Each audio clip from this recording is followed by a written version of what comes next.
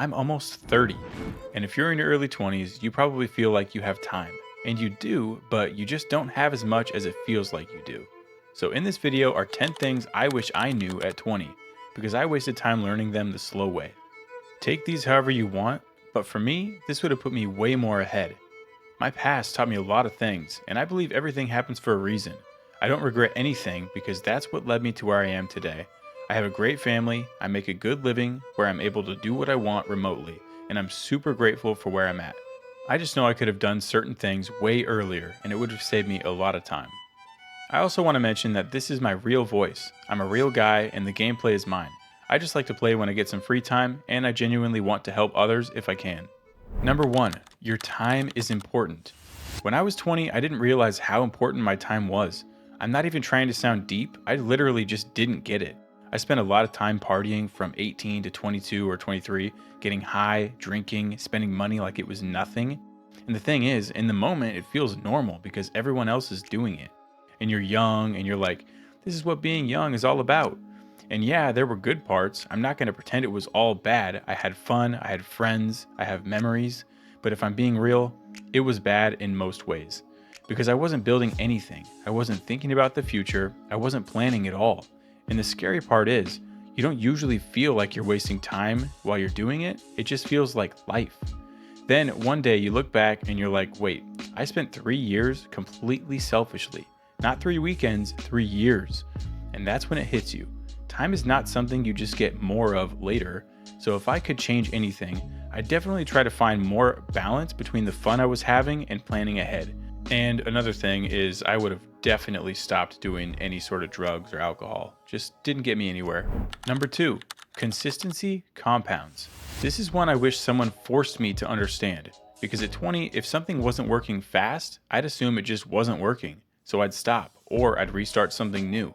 I struggled to get ahead because I was always switching plans when I got any sort of friction. But I finally realized that almost everything that actually changes your life is slow in the beginning. Working out is like that, learning a skill is like that, saving money, even building your confidence is like that. It starts as nothing. It starts as, am I even improving? And then months later, you finally see noticeable results. And it's annoying because you want the proof right away, but life doesn't really work out like that. So yeah, consistency will compound. You just have to stay locked in long enough to see it. Real quick, if you like stuff like this, it would be super helpful if you left a like and subscribed. It really helps the channel and gets this in front of more people that might need to hear it. It's free and you can always change your mind later. Number 3, discipline is a superpower, and most people don't have it.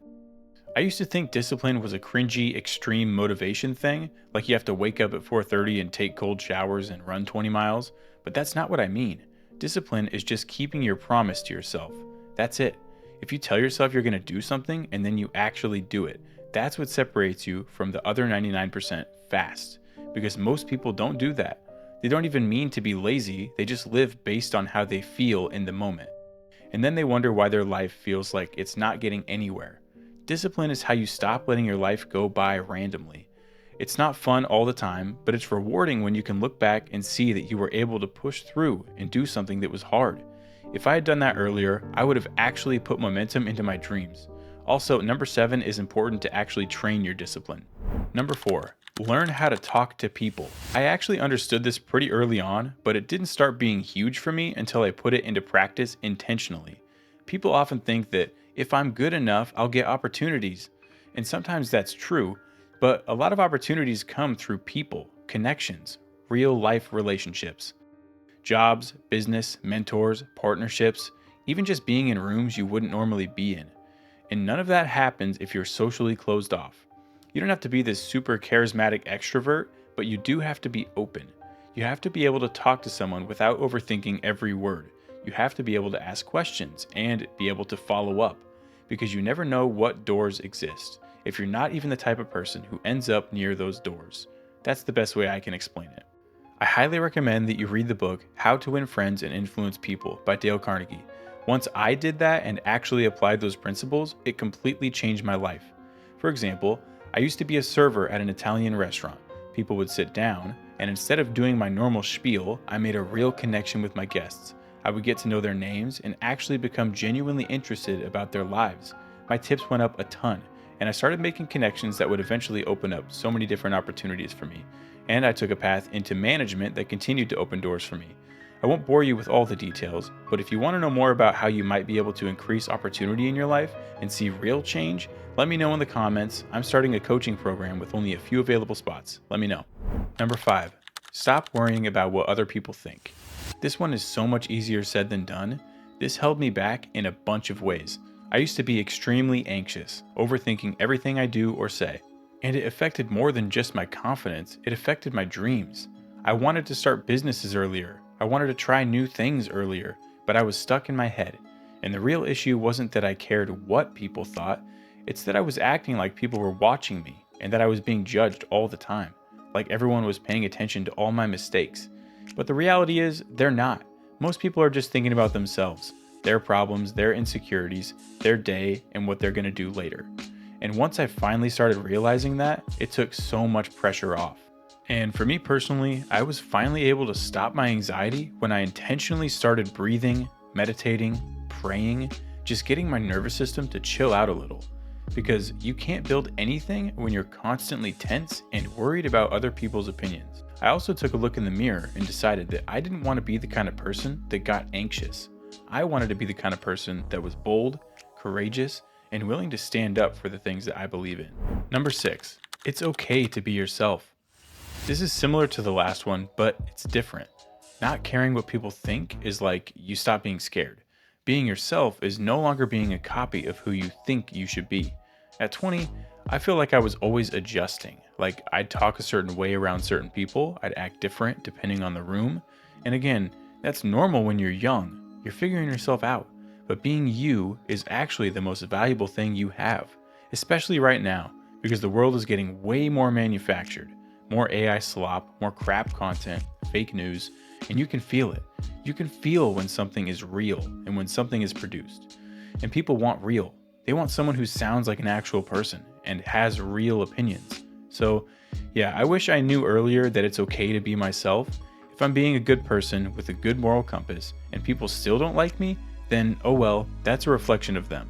Being yourself isn't just self-love, it's literally your advantage. Number 7, take care of your physical health.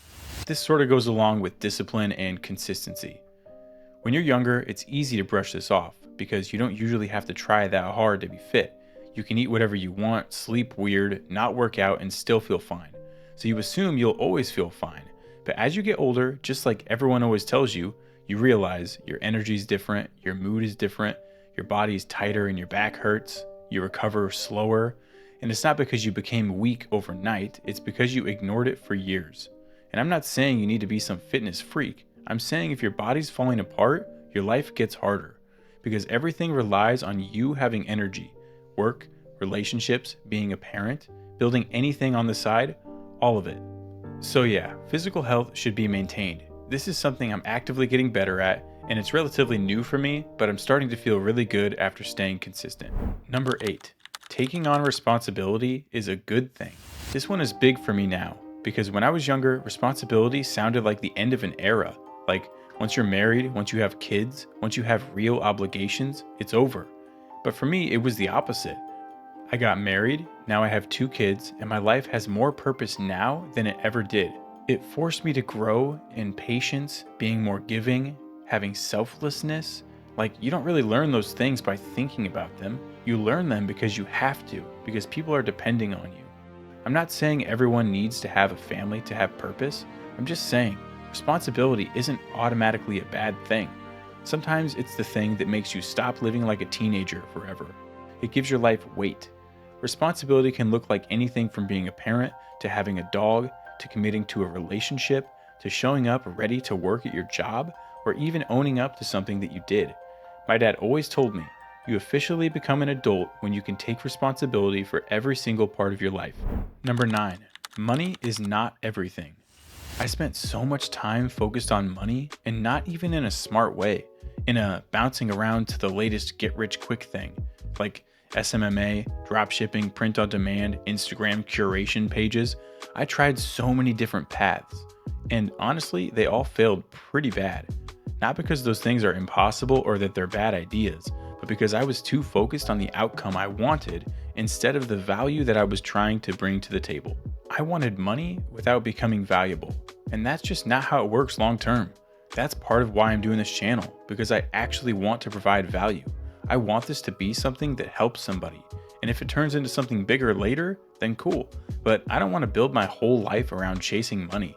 This became even more true for me when I embraced number 10.